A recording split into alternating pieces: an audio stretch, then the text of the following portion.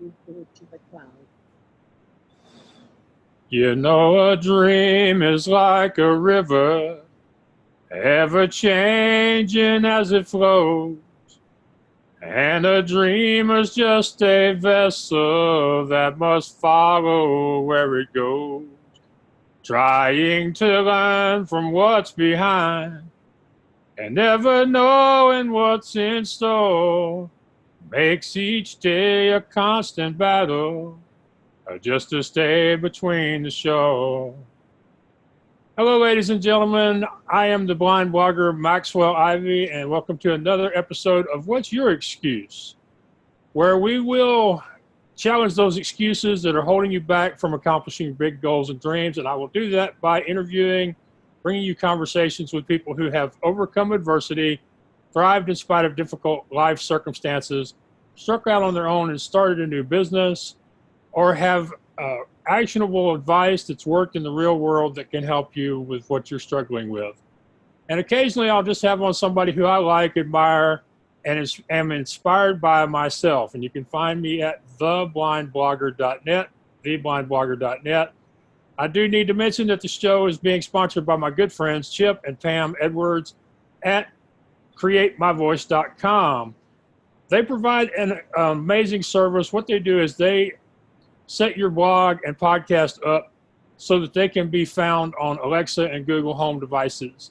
And that gives you the ability to reach hundreds of thousands, if not millions of people who wouldn't otherwise find your work.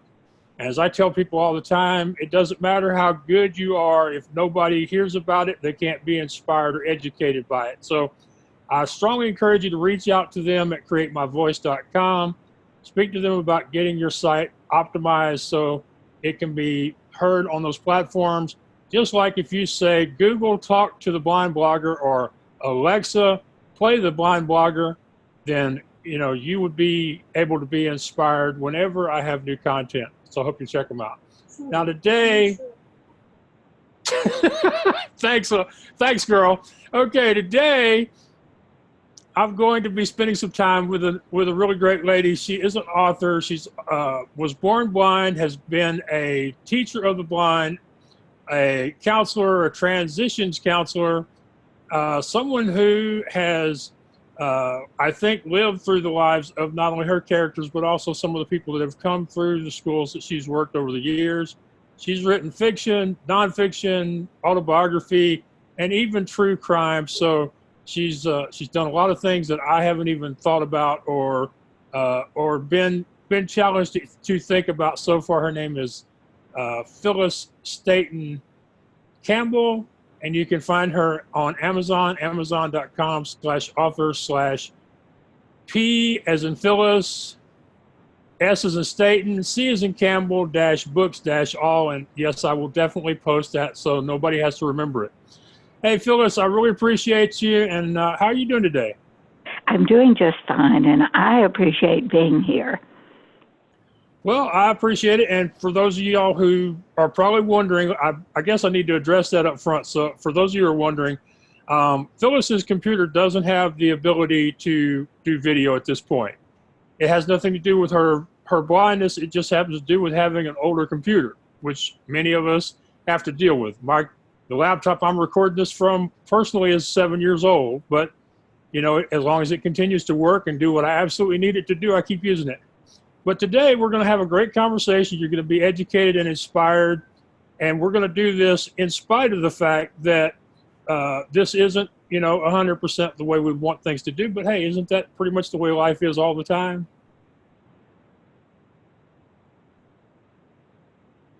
Oh, please tell me I didn't lose her already. No, I'm here. Okay. I thought you were making a general statement. I was, and I was waiting to hear your reply to it. Sorry about that. Actually, that is definitely the way life is. We take one day at a time, and whatever comes during that day, we live with it and wait to see what's going to happen tomorrow. Right. Now, you mentioned in your bio that you've lived life through your characters. Why don't you tell us a little bit more about what that means to you? Because for somebody who was born blind and I'm just wondering where the inspirations are coming from, which characters we're talking about, and some of the ways that you feel like they're part of your life. I, for one thing, have always been an avid reader. And I have often, when I was reading a book, even sometimes now when I read a book, I think, suppose this main character were blind. I wonder how they would handle this. And then I think back about people that I know, not necessarily who are facing the same thing that this person in the book is facing, but perhaps something similar. And I think, that's what they did. Even more importantly, I think about the inspiring people that I know and how they have handled adversity of all kinds. And then from there, I build a character. What are some of your favorite characters and why? Do you mean physical, actual, living characters, or books? Let's do both. Let's do maybe one of each. All right, let's see. Well, I was telling someone the other day, Max, they were saying, what are your favorite books? Perhaps that was you. And I said, whatever I happened to be working on at the time. I look at the character in a book. For instance, my latest book, which is Where Sheep May Safely Graze, was inspired by Jan Karon, who did that wonderful series of books called the Mitford Books. And right now I'm thinking, she is a wonderful character. She has written this lovely series of books about an Episcopal priest in a small southern town. My book, and by the way, it's going to be a series. I'm working on the second one. My book is dealing with a blind pastor who ends up in a small southern town. So it depends entirely on what I'm doing, what I'm thinking about. People often ask, because music features very often in my books, they say, well, you're a musician. Do you, by any chance, model your characters after yourself? I hope not. But don't you think that when you write, whether you know it or not, you are interjecting characteristics from people that you have known? And often I think we don't realize that we're doing it. In one of my books, for instance, called Out of the Night, I have this woman back years ago, a blind teacher who fought for her students. And I suddenly realized a lot of this woman's perseverance was modeled after a teacher, Miss Lena Dellinger, that I admired very much when I was a little girl. She was my first piano teacher. Now, Miss Lena would never have done some of the things that my character did. However, she had her own kind of perseverance that fought for especially the girls. So I think often we model characters and then we alter the things that we admire about those people, and then we give them different circumstances in a book. Well, I wouldn't exactly know what you're talking about because I have yet to try fiction. But I have a really good friend, Adriana Gavazzoni, who does fiction. She writes legal thrillers. And she told me one of the best things about writing is that she can put the characteristics of people she hates into the villains, and then she gets to kill them off at the end of the book. Absolutely. Absolutely. You get to kill them off.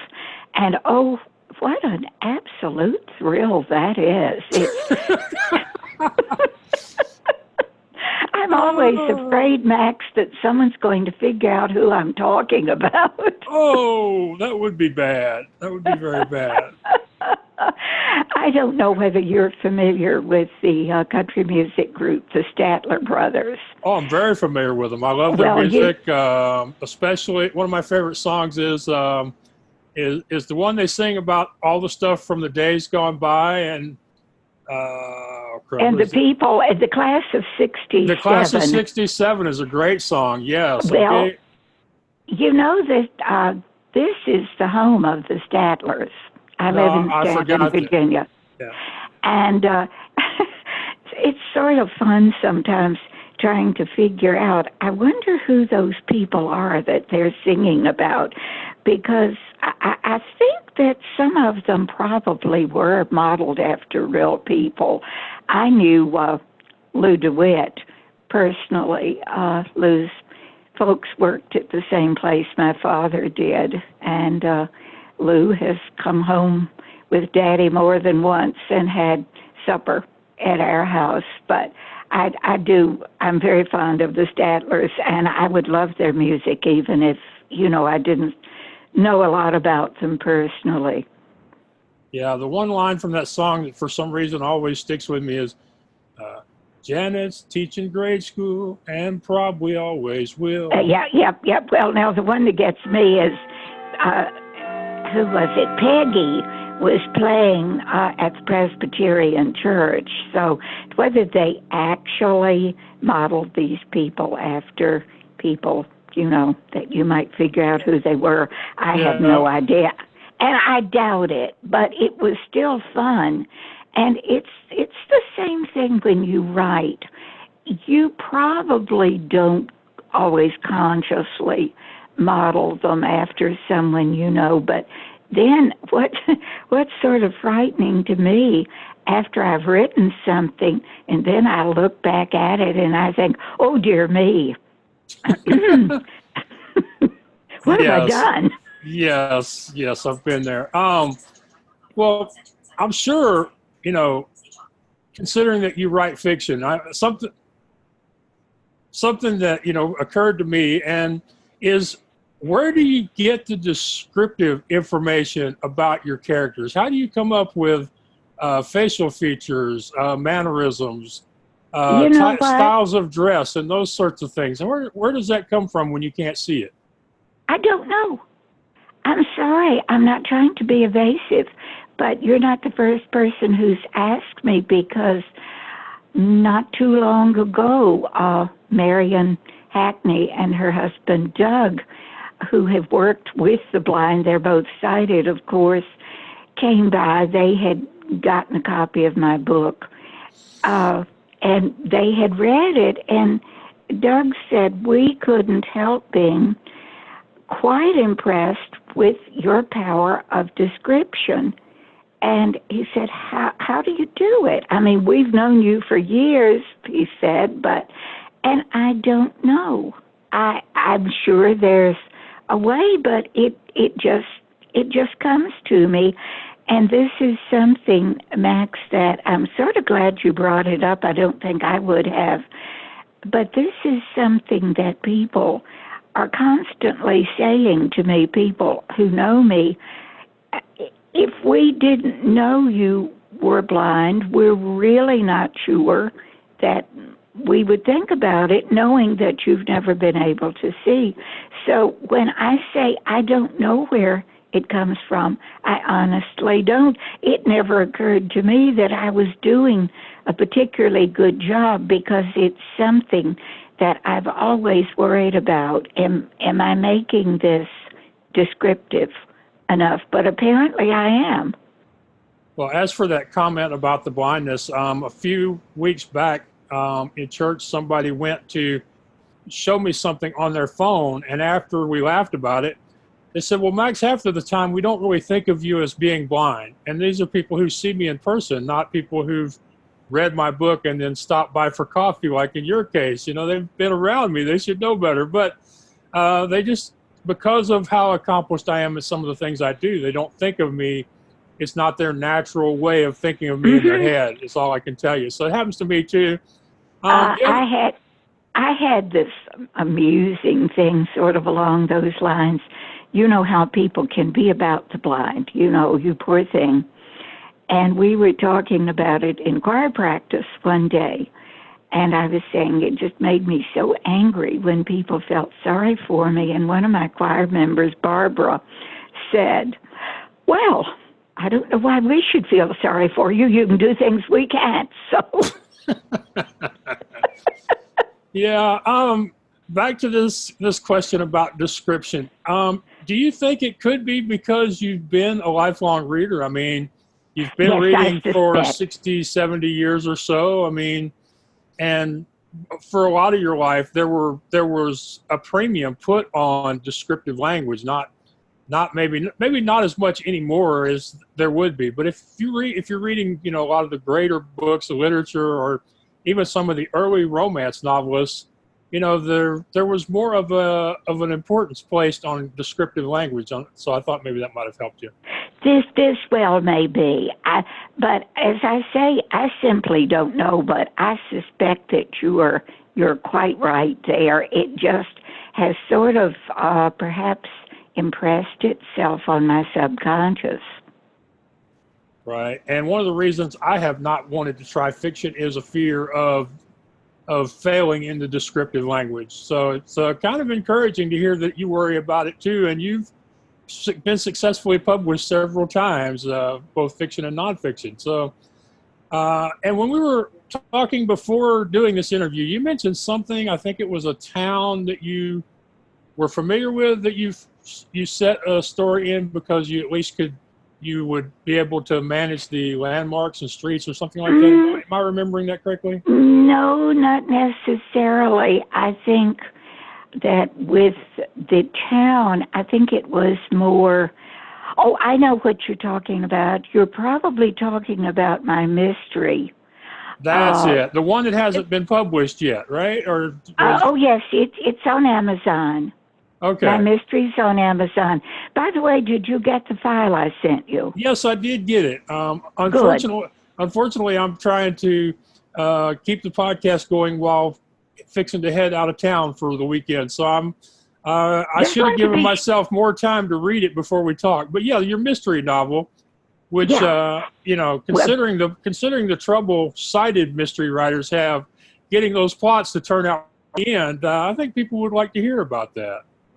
All right, this particular book takes place here in the town I live in, and it deals with a woman who was a partner in a typical small town detective agency. Mostly they did things like providing security and this kind of thing. And she was testifying in court against this petty drug dealer.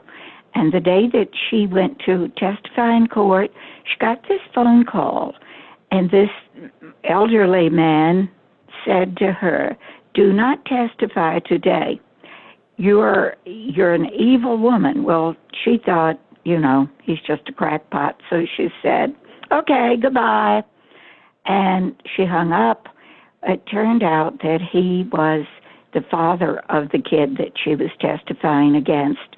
He killed her husband and he blinded her. And she, for a long time, just retired into a world of computer games, that kind of thing. And her former partner asked her, excuse me, I don't know what's happening to my voice these days. Her former partner asked her to go to a school for handicapped children to see why they were having many accidents, that this woman had told him that her child had died and she knew that it was not the accident they claimed. And the book is the story. He had a terrible time shaming her into going, but she went. And it showed how as she became fond of these children and became very interested in solving this mystery, which she did. And I had always wanted to do a series with that because at the end of the book, it was obvious that, she had become interested in life again. Yeah, sounds like you have the beginning of another series in addition to the one you're already working on. Let's pray I live long enough, Max. That's one of the things I kind of chuckle at when I hear people complain about not having enough things to write about, whether it's their blog or books. And because it seems to me like once you write that first book, just about everywhere you go, there are ideas for a next book. And as you said, if you're open to them, you have more ideas than you could ever write. You do, you really do. But I enjoyed writing that book. It was a lot of fun to write because the woman had a tremendous sense of humor. I mean, I made the book deliberately. I made the book fun. She had this cat, for instance, and she lived in an older home. And you know how in older homes, thank goodness my house doesn't do it, but in so many older homes, your floors sort of slant. And the cat learned that if she could get on her desk chair, she could move all around the room, And of course, the woman comes along and she's just sure her desk chair is there and she plops down. The cat's way over on the other side of the room going, meow. That is funny. What's the name of the book? The name of the book, and it is on Amazon, is Who Will Hear Them Cry? Who Will Hear Them Cry? All righty. Now, Where the Sheep Safely Graze, was that your first book? Yes, I'm working on the second one, which is called Going Home. Where Sheep May Safely Graze, as I'm sure you know, is a name of a music composition by Bach. And I want to name the books in this particular series where it's appropriate from a piece of music, because Kate, one of the protagonists in the book, is an organist. And the next one is, as I say, called Going Home, and the music is by Dvorak, and it from the New World Symphony. And then there has been a song written, words have been put to it. You probably would recognize the tune. I'm sure you would if you heard it. Right. Well, honestly, I did not know the names that either of those was from pieces of classical music. So thanks for educating me a little bit. And your character is a organist, and you yourself are a church organist at Faith Lutheran Church. Yes, I am. So there again, the person creeping into our characters again. Mm-hmm. Mm-hmm. So tell us more about that book, and then the book that you're doing now that's going to be I guess you'd say like the relaunch of your writing career, I think is how you... Yes, it is, because I had a very successful book for a beginner back in 1996 called Friendships in the Dark. And for your blind readers or listeners who are readers, that is on BARD, National Library Service. I have 3 books on National Library Service's Talking Book program. Yeah, I'm so jealous. I really could hate you. I'm sorry, but I could. Oh, don't hate me. I don't, but I could. Don't, Max. I'm just joking. I'm just messing with you. I know you are. I know you are. It's crazy how much being listed in a free library service is a badge of honor among people who are blind or otherwise disabled. It's like, and of course, a lot of people, they're not going to read our books even in audio unless we make it easy for them, and the easiest way for them is to get our books into NLS. So yes, I'm a little jealous of you, but go ahead and continue talking about your book. I'm sorry. Let's see, where were we? Woman was a church organist, and you it was one Oh, of 3 books in Bard. oh yeah. Well, that was about what I was going to say. Is that whether we know it or not, things creep in. The woman in Where Sheep May Safely Graze is the young wife of the blind pastor, who is also a protagonist.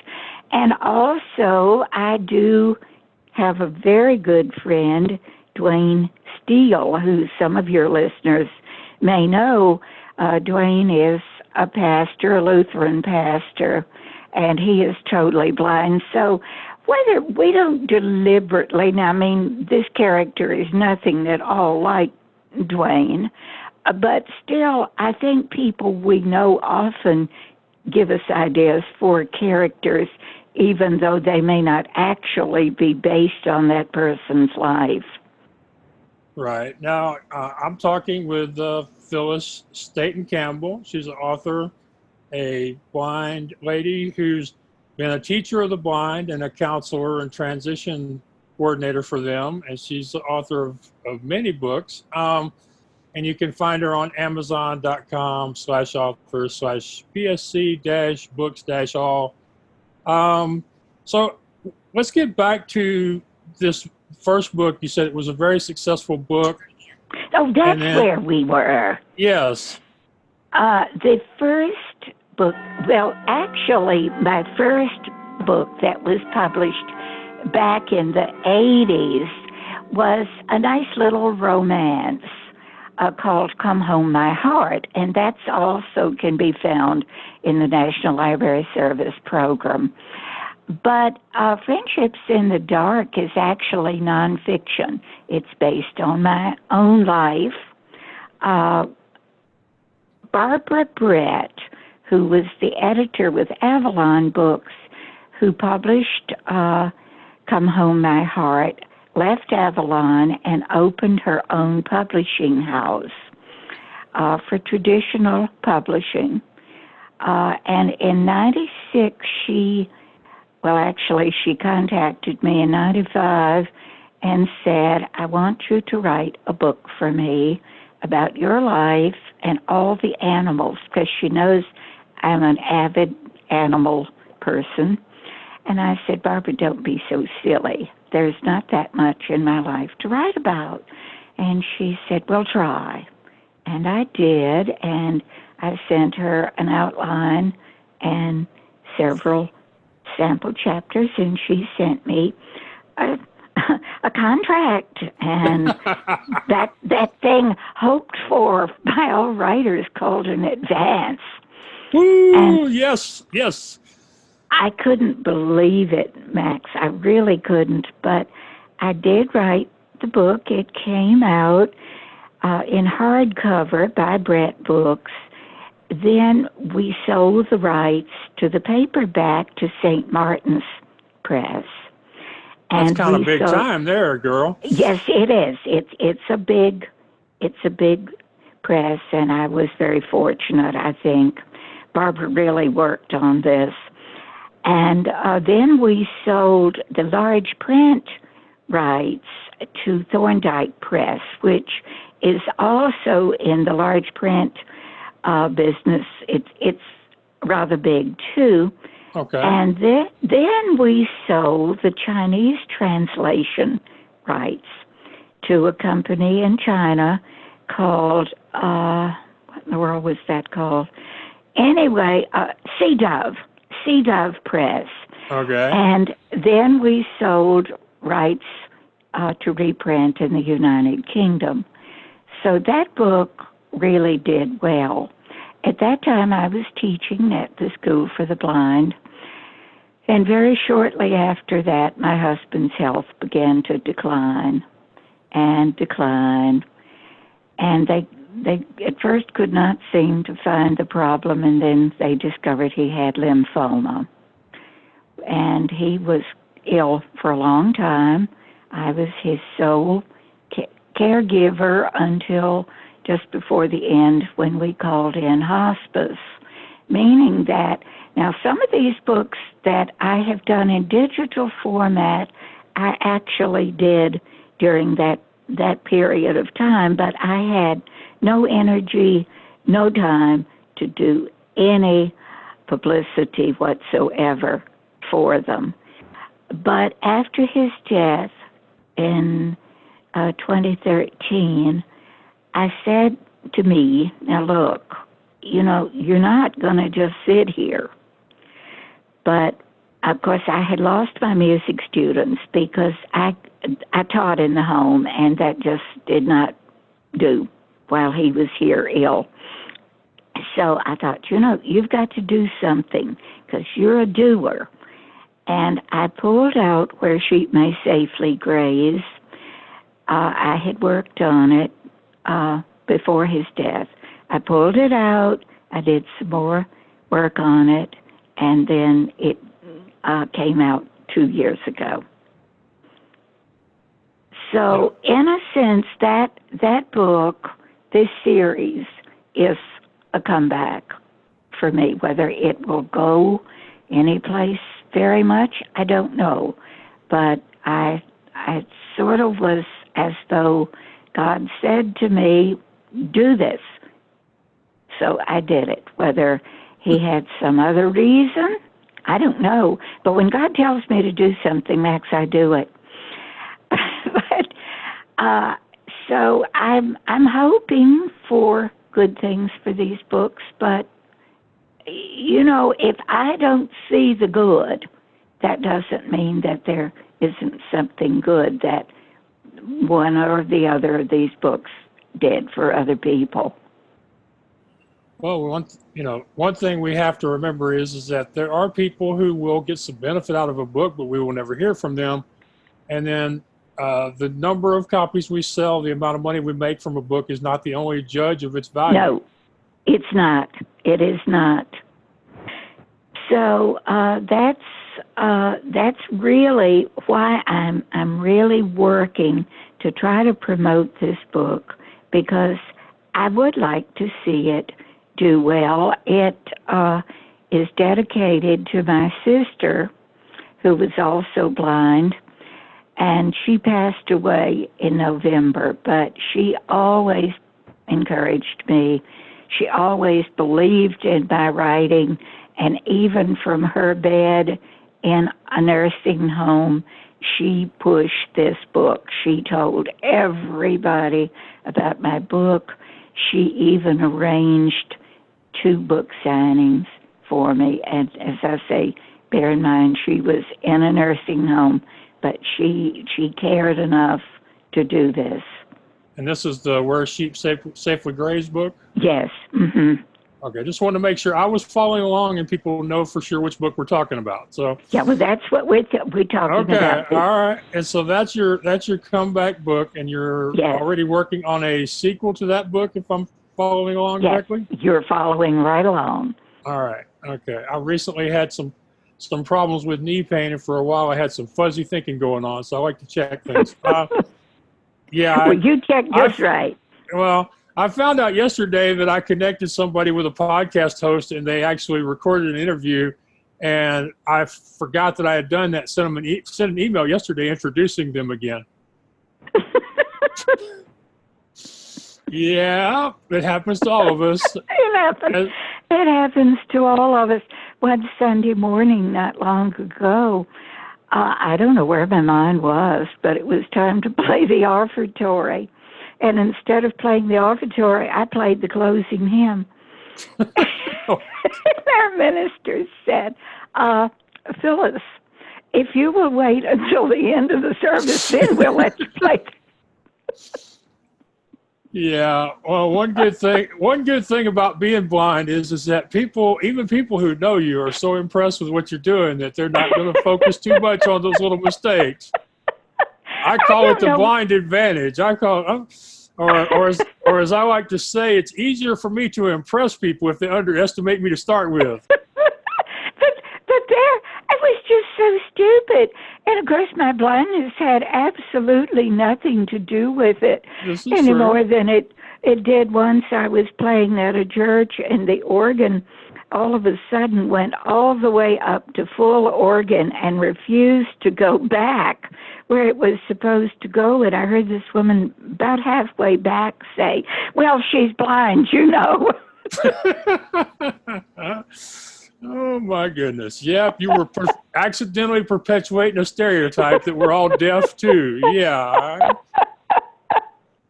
Yeah. Oh, as if sight could have controlled the organ.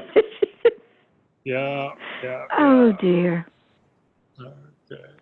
Now, we talked to you mentioned being with this book publisher and that they actually contacted you, but can you share anything with people as far as how to locate and connect with an agent or a publisher so that they can maybe have a book do as well as one of yours has? Well, this is a difficult thing, and it's getting, now this is my opinion, it's getting harder all the time. I can suggest to people that they subscribe to Writer's Market, which is an online publication. It's not the easiest website that I ever used, but it's doable. I think they're probably something like $29 a year, but anyone who would like to try them out, I believe you can subscribe for 1, maybe 2 months to see if you like it. That's WRITERSMARKET.com. They have all sorts of very useful articles about marketing, about various things, to pick whatever you're interested in. If you're interested in fiction, if you're interested in poetry, if you're interested in doing nonfiction, just if you want to do magazine articles, they have all kinds of listings. And of course, there is always self-publishing, which is becoming more and more popular these days. It used to be, I'm going to say 30, 40 years ago, that to self-publish was almost literary suicide because self-published authors were just considered as nobodies. But it was because you don't have the kind of thing that you have now, like print on demand. You had to pay this exorbitant amount of money, and then you ended up with probably hundreds of books that you had to sell yourself. Well, as you well know, that's no longer true. And I would advise people who have not yet published a book, I would advise them to try self-publishing first. Then if you want to go on to sending it around to traditional publishers and see where you get, that's fine. But it might not hurt to get your feet wet with a self-published book through Amazon or BookBaby or someplace like that. There are several of them out there that are very reliable, and that Amazon, for instance, is not going to charge anything, but I'm going to give everybody some advice about that. If you have someone to help you with your cover design and that kind of thing, I mean someone who really knows what they're doing, that's fine to go ahead, and it might not cost you anything. But when I did or do the self-publishing thing, I always pay someone to do the cover design because blind people without help can run into really big trouble with that. I mean big trouble. Right. Well, in my case, I've self-published 3 times now. Each time I've worked with an editor, Lorraine, regularly at wordingwell.com. So wordingwell.com, she's a good friend. And the thing that she has helped me with is not only the cover art, but also when you submit to Amazon, um, there's a whole bunch of rules they have that you have to follow if you want people to be able to enjoy reading your ebook on their Absolutely. devices. And so I don't have to worry about Absolutely. knowing what all their latest stupid rules Yeah. are. I just send the book to her and she Yeah. makes Well, sure that it this reads. this is what I'm saying. If you have to get someone to help you, go ahead and do it. If you think you can do it yourself, that's okay.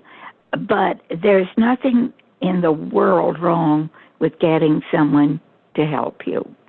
Right, right. And now I know you're also very prolific when it comes to writing for magazines. I think you have columns in a couple of publications for the disabled, and you've also written for a lot of mainstream magazines as well. Do you feel Yes. like writing for those magazines has helped your writing, or possibly also helped you come to the attention of the woman who eventually published your book? I don't think so. The woman, it didn't hurt. Let's put it Right. that way. But the woman who did the publishing, that's interesting because we're talking back in the 80s and the 90s. So internet wasn't prolific then. You didn't send out to a blog or have a website, that kind of thing. So I had sent a book to Avalon Books that I thought they might be interested in. In those days, you sent them out in hard copy, which was so much fun because I never had a proofreader.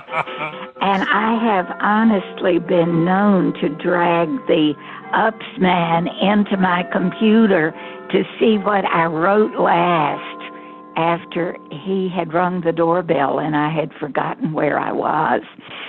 But anyway, I sent this book to Avalon Books, and Barbara, who was their editor at the time, wrote back and she said, this book really isn't for us, but what I want to see is a book about a young blind woman who is all settled with her career, with her life, who suddenly loses her sight and what happens to her.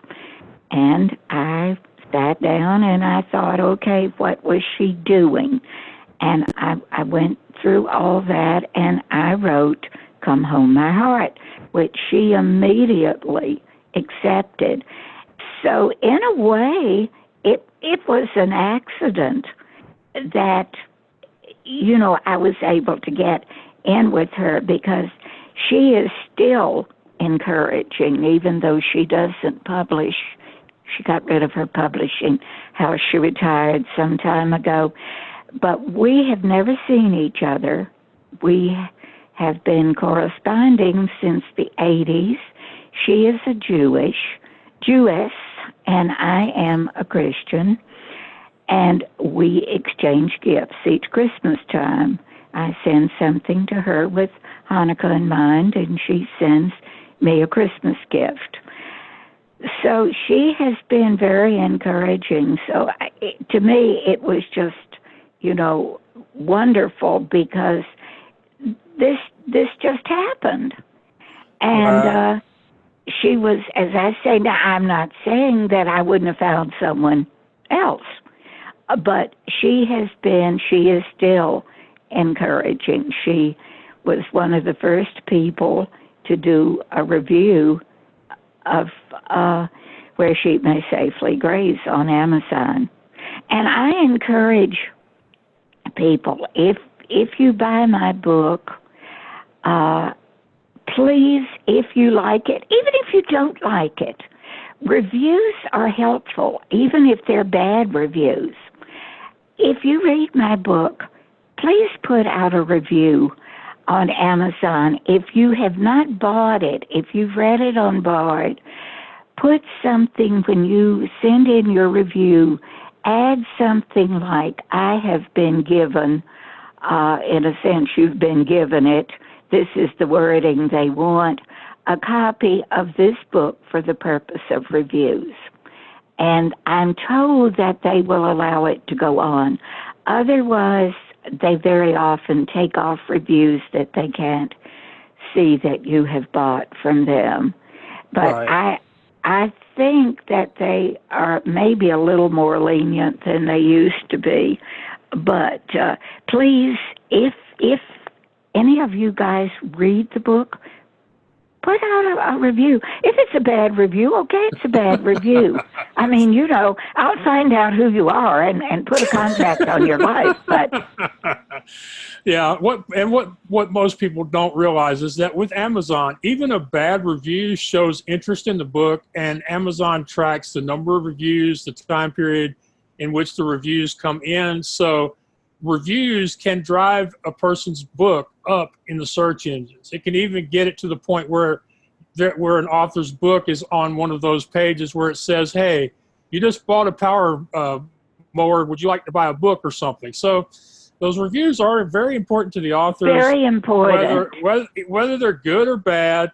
And of course, the natural best part about a review is it encourages you to keep doing what you're doing, but they have real monetary consequences. They can really help an author's financial sustainability as well as their emotional. So yes, definitely leave reviews on Phyllis's books, on my books, on anybody's books if you read it, and I'll have to remember that. Tell people to say they got it as a gift, so that Amazon Yeah. will let it go.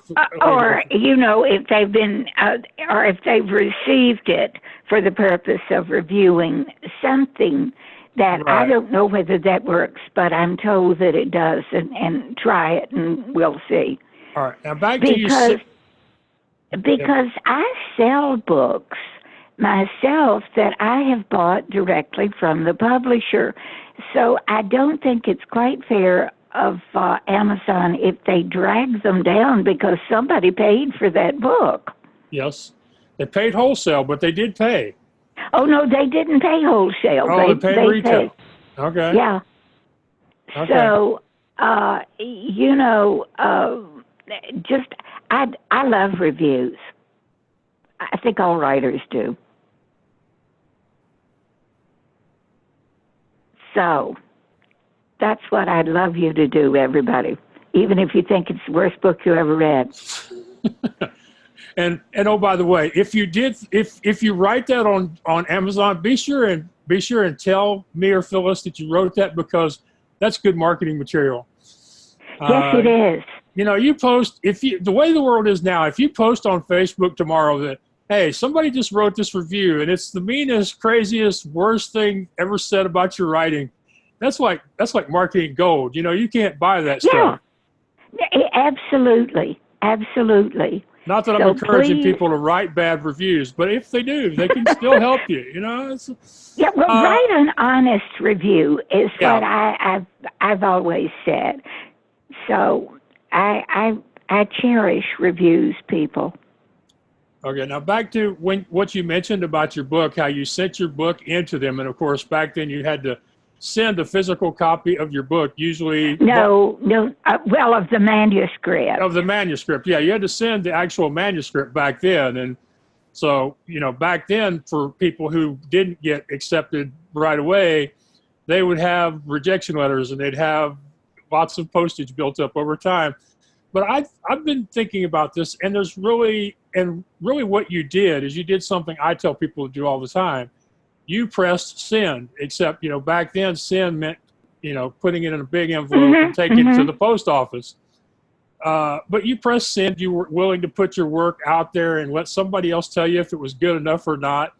And more people need to just to have that little bit of courage and to do that. And it's so much easier nowadays to have that courage, because now you just have to send them an email and attach part of your book in the document. I mean, there's just so much less of a physical barrier to sending out those query letters than there used to be. But you did that. You just pressed send. It was a different way, and you got a great result.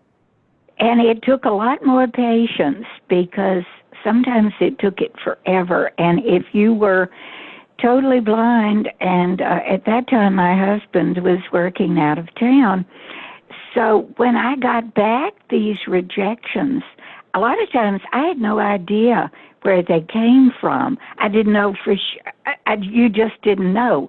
So what I did, I put in a card with print and braille on it, and because if I got an actual letter, I knew that, and the manuscript didn't come back, well, I knew that they'd probably accepted it. But with that card, with the name of the manuscript and the name of the book in braille on a card, usually I would say on the card, send return when you receive the manuscript. And they would always return it. But in other words, what I'm saying is it took ingenuity in those days. You really had to, if you didn't have anybody to help you, you really had to work harder than you do now, which, is what you're saying.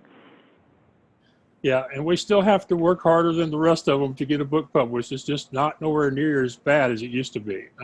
No, but we still have to work, and we still have to have patience, and we still have to have courage, because you're going to get rejected.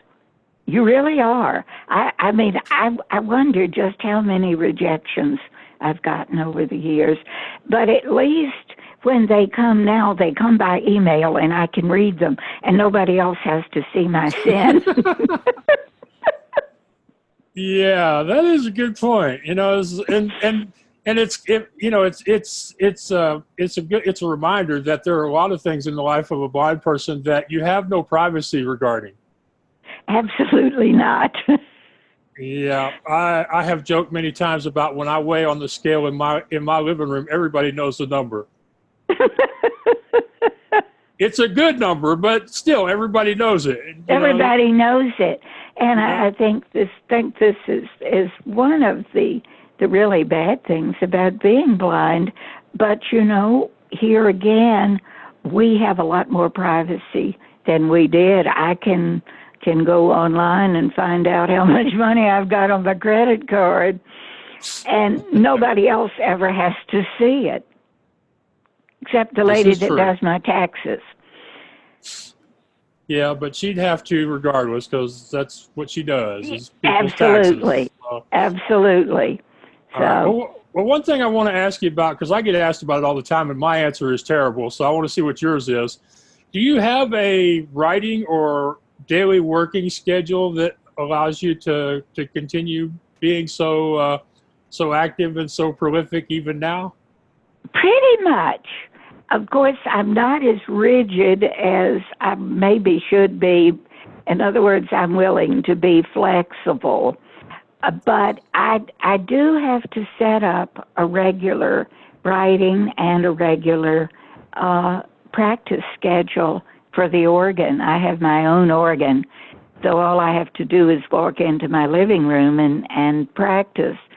But yes, I have pretty much, usually mornings are devoted to checking out email and doing things toward publicity and that kind of thing. And then toward afternoon, I do work on music, and how often and how long I work on that depends on what I have to play. If I'm just playing familiar hymns, I just go over things. But if it's something I'm not real familiar with, even that is harder for us because of the lack of Braille music.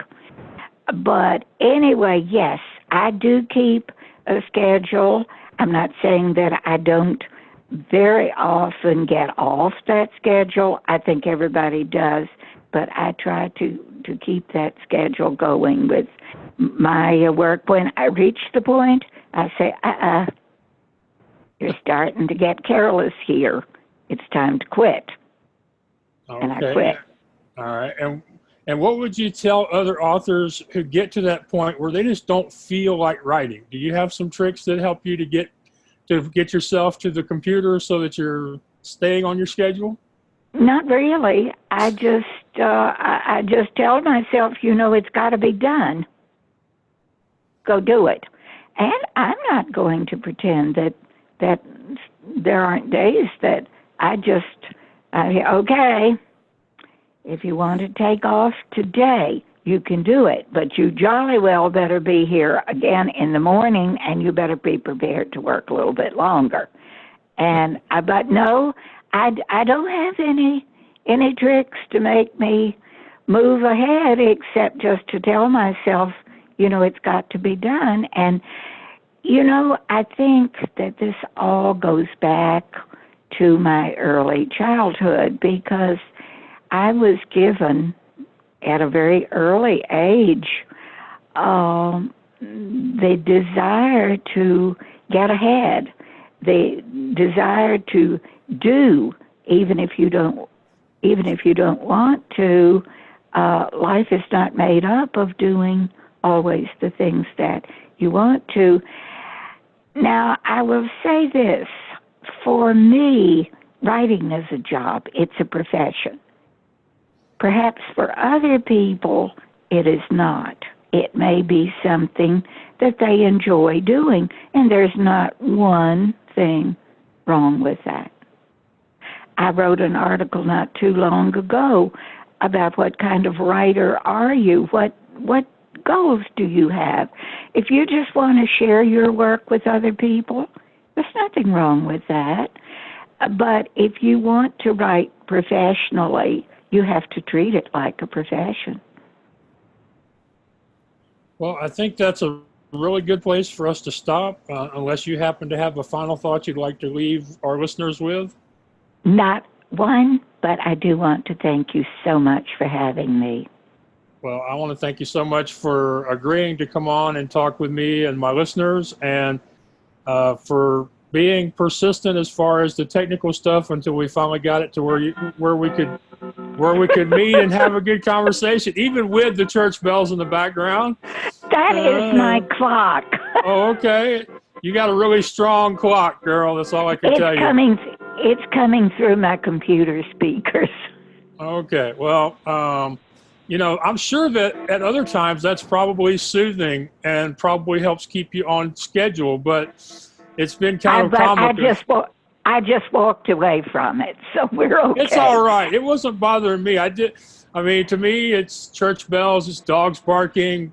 I did an interview last year where somebody's neighbor started playing New Age music in the background. You just go ahead and do the best you can do, and if you're sharing something worth listening, people will listen through the noise a little bit, So, the clock would. But I do appreciate the time that you've given and effort, and also the great the great literature, the wonderful stories and characters that you've given to people through your writing. So, thank you for that. Thank you so much. Well, we had another great conversation, this time with a fellow author, although she does write fiction, and I mainly stick to nonfiction, although after hearing what she said about being able to manage the descriptive language, maybe I'll get over that fear of mine and actually try some fiction. I'm not promising it, so I don't want to get any emails from people saying, "Hey, Max, when is your first fiction book coming out?" Okay? But, she talked about sending her manuscripts off and being willing to face rejection in order to get published. She talked about how she's been a lifelong reader and how that applied to her writing.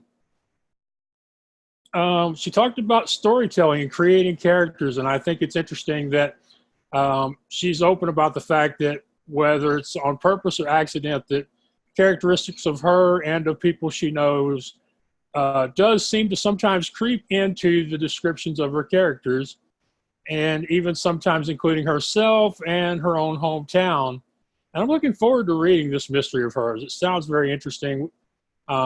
She told me more about it in the pre-interview. So I'm going to be curious to see how she manages it, because, there isn't really a lot of good fiction involving blind people or people that are visually impaired. So hoping to see what her book is about. I'm looking forward to a good read. And of course, she plays the organ, and she has other activities, so the writing isn't the only thing she does. But isn't it interesting how she started to recover after her husband's death by writing? And, she talks about being a doer and the fact that doers do stuff like that, like like the recent commercial on TV talks about for that oil company. So, getting back to herself, or being me, as she called it, through her writing is something I think all of us writers probably know about. When I wrote the post a couple of years ago about losing my great dog, Miss Penny, I put in there in the beginning that when bad things happen to writers, we write. When good things happen to writers, we write. So not surprised that her book and this new series have been helpful to her in that area. So really enjoyed having her on. You can find her at amazon.com/author/PSC-books-all. And I will include that link along with the links to where you can buy her books. And for those of you who do get your books from the National Library Service for the Blind, just put her name into the search engine, and I'm sure you will find her. So I'm looking forward to some great audio reading. And hey, I discovered a new author today whose stuff is on Bard. That's cool. Okay, well, now you can find me at theblindblogger.net. And if you want to book me as a speaker and have me share my hilarious stories of going from a failed carnival owner to an amusement equipment broker to an author, coach, traveler, online media expert, if you want to have me share those stories and teach life lessons to your audience, then reach out to me on the speaking page on theblindblogger.net. And as I told people recently, yes, I would love to get a fee, but I enjoy meeting new people and sharing my stories. So as long as you, your company, or your organization can cover my traveling expenses and living expenses, I'm there. Just reach out to me and say, hey, Max, we want to have you at our event, and tell me when and where, and we'll get going on it, okay? So theblindblogger.net. And before I go, I want to remind you about createmyvoice.com. They are generously sponsoring the What's Your Excuse show. They do offer a great service where they optimize your website, your blog, your podcast, so that you can be found on the Alexa or Google Home speaker apps. And it's not just homes. The Google app is available on people's phones. Eventually, these things are going to be available in people's cars or their refrigerators if they're not already. And Chip and Pam, they will set it up. You won't have to worry about it, think about it, or do anything. You just get a hold of them at createmyvoice.com, and they will get you set up. All righty? Well, again, I am the blind blogger, Maxwell Ivy. This is What's Your Excuse at theblindblogger.net. Until next time, thank you and take care out there. Daddy Frank played the guitar and the French harp. Sister played the ringing tambourine. Mama couldn't hear our pretty music. She read our lips and helped the family sing. That little band was all part of living, and our only means of living at the time. And it wasn't like no normal family combo, 'cause Daddy Frank, the guitar man, was blind.